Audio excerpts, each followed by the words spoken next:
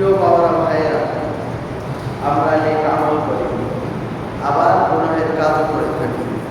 কিছু গুনাহের কাজ জেনে করি, কিছু গুনাহের কাজ আমরা না বুঝে, এটা যে গুনাহ হচ্ছে সেটা বুঝতেছি না বুঝে করে থাকি।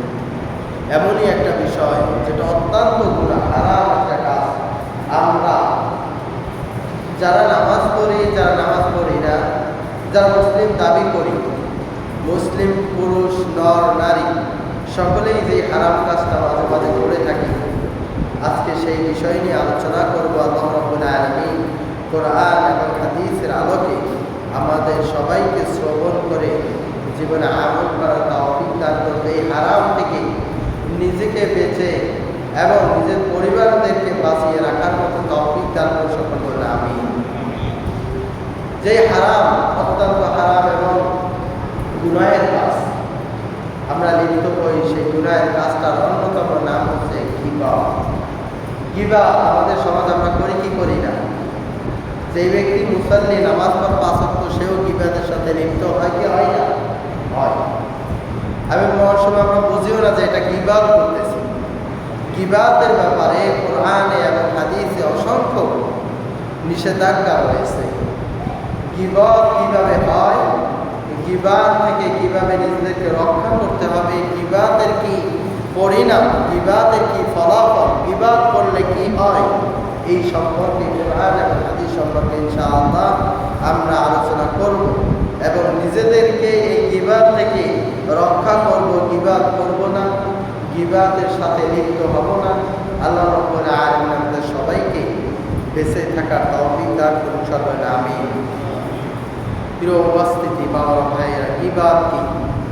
গীবত কোরআনে অসংখ্য নির্দেশনা রয়েছে। গীবত যদি আমরা আগে জানতে চাই, শাব্দিকভাবে শব্দের অর্থ থেকে, গীবত শব্দটা আরবি শব্দ।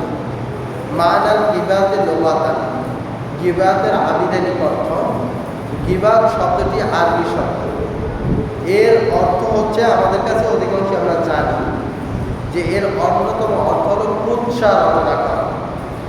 যে কুৎসা পুরুষেও করে, নারীরাও করে। করে কি করে না? পুরুষের কুৎসা, পুরুষের নারী উভয় কুৎসা, নারীর কুৎসা এবং নারী এবং পুরুষের কুৎসা রচনা করে থাকে সমাজে। পাশের বাড়িতে, পাশের বোনের সাথে, পাশের মানে আত্মীয় স্বজন যারা থাকে, এদের সাথে এই কাজটা করেই থাকে, ঠিক কিনা?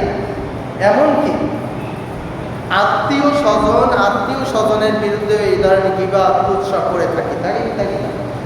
একজনের সাথে লাগিয়ে দেওয়ার জন্য এই কুৎসা করে থাকি এবং এই কুৎসা রচনা করে থাকি, যেটাকে বলা হয় ইংলিশে অ্যাভিল স্পিক, শয়তানের কথা। অ্যাভিল স্পিক তাকে কত নির্দিষ্ট একটা শব্দ।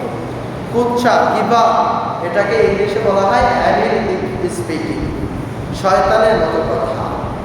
পরনিন্দা, গীবতের আরেকটি বাংলা শব্দ হলো পরনিন্দা, অন্যের নিন্দা করা, অন্যের বিরুদ্ধে, একজনের বিরুদ্ধে আরেকজনের সাথে লাগিয়ে দেওয়া, কথা বলা এবং একটা মানুষের বিরুদ্ধে সেই তার ভুলগুলো অথবা তার অন্যায়গুলো তাকে না বলে অন্য কারোর সাথে বলে দেওয়া এবং সেখান থেকে তার মানহানি করার চেষ্টা করা, সম্মানকে ছোট করা, তাকে সমাজে ছোট করার জন্য যেই কথাগুলো বলা হয় তাকে বলা হয় পরনিন্দা।